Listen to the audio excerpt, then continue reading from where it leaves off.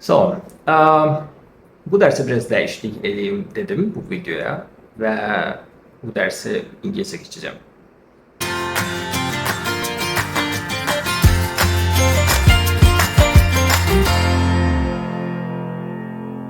Well, hello everyone and welcome back to my channel. I'm really pleased to be here again and I'm really excited about the new series of our videos, the expansion of the sentence. Well, in the previous videos, I tried to teach you how to make a sentence and how to make it more complicated or how to extend a sentence by using things like infinitive. And I also taught you how to create a sentence using the formula of subject, verb, object, and adverbial. Well, in this video, I'll try to start teaching you how to expand a sentence in an academic way, which means that, all these words and sentences and phrases that you heard from the newsletters, from subject books, or even from movies. So how to make such sentences and what is actually there that we can talk more about in the sentence. So today we are going to talk about it. Before we start the video, please don't forget to subscribe to my channel and like this video because that's how YouTube algorithm works. If you liked my video, it will go to many people and it will help them to learn English as well, and it'll help me too. All right, without further ado, let's get started. So, as I said at the beginning of the video, today we are going to talk about the expansion of the sentence. So this is a new series that I start today, and in this series we're going to talk about how to expand a sentence in an academic way. And what is that particular word in a sentence that we can actually talk more about or just, extend it to another level, to a larger extent? So let's start. Well, basically, in a sentence, there are a couple of things that we can actually extend. So there's one particular word that you can talk more about by using different words in front of it, or just explaining in other ways, or let's just write one sentence here and then I'll explain better so that you can understand what I try to say. Well, basically, for example, I write a sentence over here. Let me just go down and make it a little larger for you. Okay. I want a house. So in the first video, actually after the introduction video, the first video is about sentence structure. In that video, I taught you about subject, verb, object, and adverbial. And if you have not checked that video yet, please go back and check the video and try to learn how to make a simple and more academic sentences in English. So as per that video, here we have the subject, we have I is the subject, want is the verb, and a house is our object.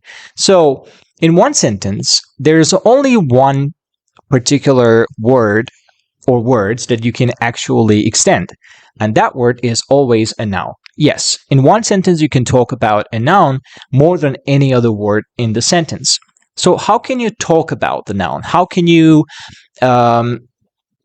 extend the sentence by explaining the noun? So basically what we do, we give some qualities to that particular noun. For example, the simplest way to do that is just to add adjective in front of it. You can say, I want a big house, right? So the big is adjective, and now by writing big, you actually describe what type of house you want. So basically you extend the sentence by explaining the noun.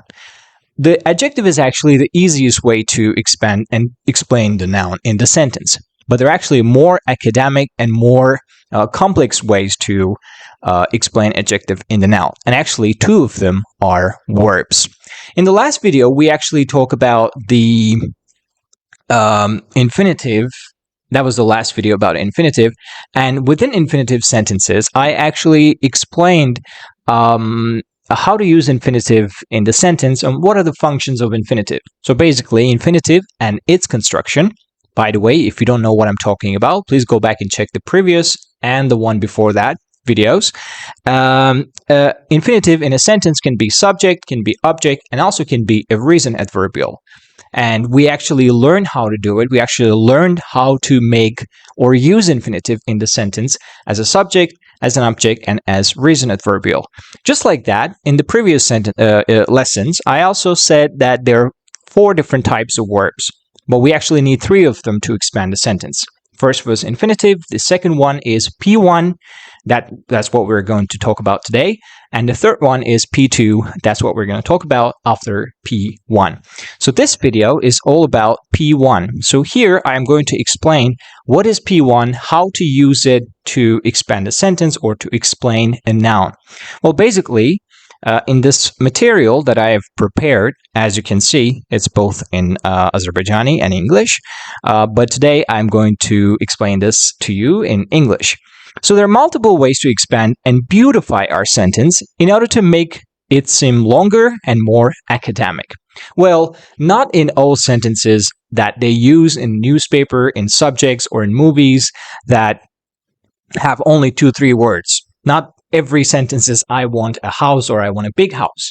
More of these sentences are more academic, or include more words or more complex structure of sentences. So in order to understand them, and in order to make them, you need to know how to use P1 and P2. So today we particularly talk about P1. So there are multiple ways to expand and beautify our sentence in order to make it seem longer and more academic. But in a sentence, only a way is possible to give additional information about. There's only one way that is possible, which is a noun. I just told you about it, and that's a noun. So we extend our sentence giving extra information about a noun. So extra information means that as an adjective, for example, the easiest way to do is to use an adjective. So if you say, I bought a red car, so a red is an adjective in front of the noun, explaining the type or the quality or the color of that particular noun. But there are also other ways to make your to explain your noun, to tell more about the quality of your noun. And one of them is adjective, the second is P1, and the third one is relative clause, and the fourth one is P2. So in this expansion of sentence series, today we're going to talk about P1, and in the next classes we're going to talk about relative clause and P2 and adjective at the same time. By the end of these classes, you will be able to understand and you'll be able to make a really cool academic complex sentences using one of these and using infinitive as well. So let's start with P1. So this graph shows that there are 4 different types of verb. So first one is infinitive, and the second one is the past simple version of the verb, and the third one is P2, which is past participle, and the fourth one is P1, which is present participle. I also showed this graph, this table in one of my previous videos when we start learning about infinitive. So P1 is present participle. Please do not confuse that these are not tense forms. These are independent forms of the verb. So each one of these verbs can have a meaning except the past simple. Past simple only used in tense forms, but infinitive, past participle, which is P2, I call it P2 from now on, and present participle, which I call P1, they are independent verbs, and in the sentences they have their own functions and own translation. So they're not tense forms, but they are being used at the moment to make tense forms as well. All right, let's go down and check it out. So, all right, so this is not for you, regular, irregular verb. I think you know about it. If a verb is a regular verb, which means that it does not change in the root, if you make it P2 or past simple, you just add ed. If it's irregular verb, it can be changed in the root or it can just stay the same. For example, cut is the same in all forms. Or you can say drink, drank, drunk. This change in the root, so this is an irregular verb. All right, so now let's talk about present participle. As I said before, in this class, we're going to talk about P1, and in the next class, we'll actually talk about P2 and the relative clause after that. So what is P1? So P1 is present participle, and how to use it, why it is so important in the sentence, and how can we explain our noun using P1. So basically, P1 is created by adding ing to the ending of a verb. But there are some rules. As you may remember from the infinitive video that I made, you can actually make infinitive by adding ing at the end. For example, running is also an infinitive. But running can also be present participle, depending on its function in the sentence. So luckily, infinitive and P1 cannot be the same thing in the sentence. P1 can be an adjective in front of the noun, and adverbial, which is how adverbial, but infinitive can be subject, object, and reason adverbial. So if you see that ing verb is a reason adverbial, you'll understand that this is infinitive and translation is different. If you see ing in front of a noun, you'll understand that this is P1 but not infinitive. So P1 has two roles in a sentence. As I said before, you can add ing at the end of each and every verb and make it P1, like running, reading, drinking, watering, and anything else. Any verb can be P1 in the sentence. So basically, P1 has two functions in a sentence, but infinitive has three functions. So P1 can be an adjective. So we call it adjective role. So we use it right in front of the noun in this role, right in front. There shouldn't be anything between ing verb and the noun. For example, when you use red carpet, you don't say red carpet, right? You say red carpet. So adjective has to be used right in front of the noun. Just like that, P1 has to be used right in front of the noun. For example, so you can say a red house or a big car, because red, big, these are just adjectives. But if you want to use a verbial adjective in front of a noun, you can use P1. For example, a running boy as a translation, qaçan oğlan, a flying bird as a translation, uçan kuş, the swimming mammals as a translation, yüzen memeli hayvanlar. So all these three verbs, or anything that can use in front of the noun, these are P1 adjective, and their translation is just like this: an, qaçan, yüzen, yeriyen, gezen, and etc. So you can make P1 by adding ing to the verb, to any type of verb, except one. So you cannot use your verb has to be, as you remember from the first lesson, that there are two types of verbs. First is transitive and the second is intransitive. So I would like to tell you that transitive verbs cannot be P1 adjective. For example, you cannot say drinking woman, içen kadın. You cannot say eating boy, yiyen oğlan.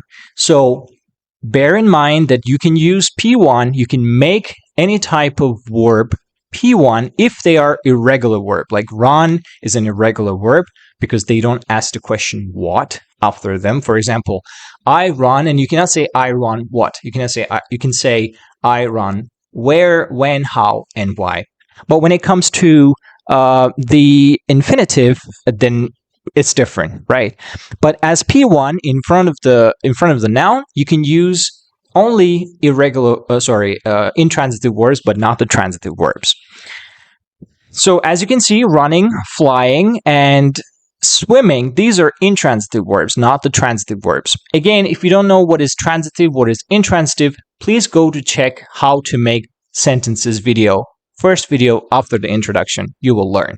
So, all right, we're able to use these adjective role only for transitive verbs, but not intransitive verbs, but not the transitive ones. So please bear that in mind. Drinking woman is wrong. You cannot say drinking woman. I saw a drinking woman. Ben içen bir kadın gördüm. This is wrong. But you can say I saw a running boy, or I saw, or I experienced a running show, or whatever. But you cannot use a transitive verb as P1 adjective.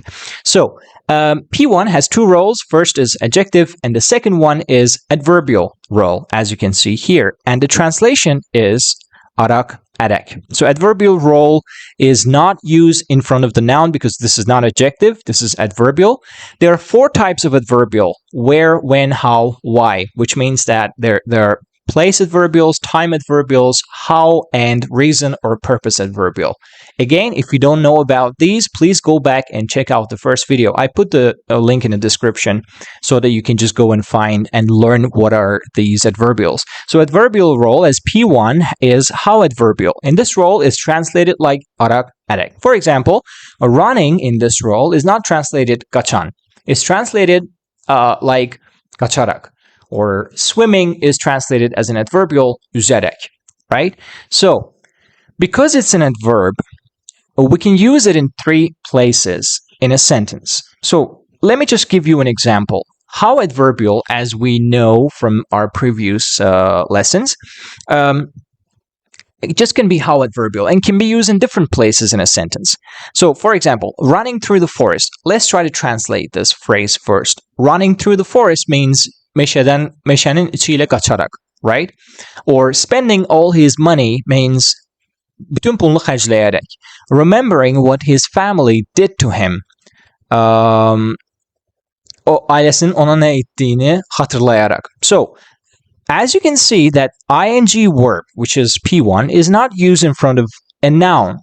So, which means that this is not an adjective, this is actually adverbial. And it can be used in 3 places in a sentence. You can easily make such phrases by just translating any type of phrase from Azerbaijani to English. If you see arak, arek, or want to use in any sentence, just know that this is actually P1 adverbial. So, let's try to use them in a sentence. P1 construction, we call it P1 construction. So basically, there is infinitive, running or to run, and there is infinitive construction. Previous classes we've learned. For example, to read a book in the night. Akşam kitap okumak. This is infinitive construction. Infinitive is to read. But reading a book in the night, this is P1 construction. Akşam kitap okuyarak. So this is not a sentence or anything. This is just a phrase because this is not it could be translated as P1, but makmak as infinitive. So you can use P1 in 3 places in a sentence. You can use it before subject and verb, like reading all the books all night. Bütün gece bütün kitapları okuyarak is translated like that. Reading all the books all night, he succeeded to pass the test. He, reading all the books all night, succeeded to pass the test. So in the second option, we can use it between subject and verb. He, reading all the books all night, succeeded to pass the test. He succeeded to pass the test, lastly, by reading all the books. So this is the 3rd place that we can use P1 construction in the sentence. So as I said before, I'm going to say it again. P1 construction can be used in 3 places in a sentence: before subject and verb, in between subject and verb, and at the end of the sentence as how adverbial. And the translations are never going to change. Translation is arak, arek, and this is an adverbial, not an adjective. So let's look at another example over here. When we use P1 at the end of the sentence, we should add by before P1 construction. So you can actually add by, or some sentences people don't say by as well if they are using it in a speaking. But if you're using it in writing, try to add by to it, because that's how it's completed and that's how it shows that it's P1 construction. For example, running through the forest, the screaming child was able to escape. So please look at this sentence. I have used two different functions of P1. Running through the forest is P1 construction as an adverbial, and it's translated like this. Meşənin içindən qaçarak. The screaming child was able to escape. Screaming child is actually a subject that could be used. Screaming child. Screaming is actually an adjective. Qışqıran uşaq. Right? So because we have learned that there are 2 types of P1. First one is adjective, translated is an and. The second is adverbial, is translated arak, arek. So I have used both the functions in one sentence so that you can understand. So in this sentence, I am going to take this running through the forest and put it at the end of the sentence, which I can do. The screaming child was able to escape by running through the forest. Now let's take a look at the structure of the sentence. Screaming child is subject, Was able to escape is verb. How he was able to escape? By running through the forest. This is how adverbial, which is P1 construction. He went by crying. He is the subject, went is the verb, by crying is P1 adverbial. My father smiled by touching me. Atam mənə toxunaraq gülümsədi. So mənə toxunaraq is a P1 adverbial, and it's used at the end of the sentence. Writing the words on the whiteboard, the teacher explained the lesson. Writing the words on the whiteboard is P1 adverbial, and is translated like this. Lövhədə, ağ lövhədə sözləri yazaraq, teacher explained the lesson, müəllim dərsləri izah etdi. So, if you're using in the beginning of the sentence, do not forget to add a comma in between subject and the P1 construction to separate it from the sentence. This is actually called inversion. I'm going to teach you what is inversion in one of the future classes. So stay tuned and try to follow the videos one by one. Alright guys, that's the end of the video, and thanks for watching. I just want to let you know that if you want to understand this lesson better, please go back and check the previous videos, because the sequence is there, so you have to start from the first video to understand the sentence structure.